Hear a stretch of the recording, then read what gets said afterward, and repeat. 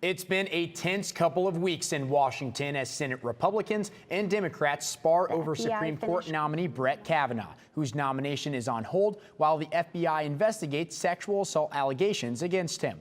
The senators behind that investigation, Arizona Republican Jeff Flake and Delaware Democrat Chris Coons, came together today with a message of bipartisanship, as Daniel Perle reports from our Washington bureau.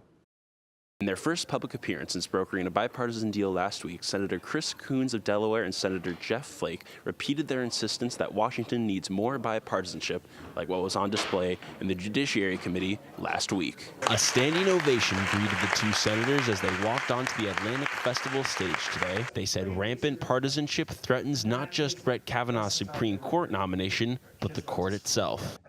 That's how it has worked for us to cede so much authority and give so much power to the Supreme Court, because people still have faith. If that faith is gone, then heaven help us. Theirs was one of several discussions on the danger polarization poses to American democracy, a danger Flake saw up close when a gunman opened fire at a Republican practice for last year's congressional baseball game. Why us?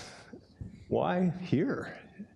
How can someone look on a field at a bunch of middle-aged men playing baseball, trying to relive their youth, and see the enemy? Flake said the more partisan nature of politics made him realize he could not run a re-election campaign this year, but Coons, who is up for re-election in 2020, said it gave him all the more reason to run again. If the Senate doesn't work, our Constitution, our republic, our nation doesn't work. I cannot abandon this post. If the people of Delaware will have me, I'll do it again. And I want to tell you, while avoiding saying whether the FBI investigation would sway his vote one way or the other, Senator Flake did say he hopes it will wrap up by the end of the week and that it finds facts. In Washington, Daniel Perle, Cronkite News.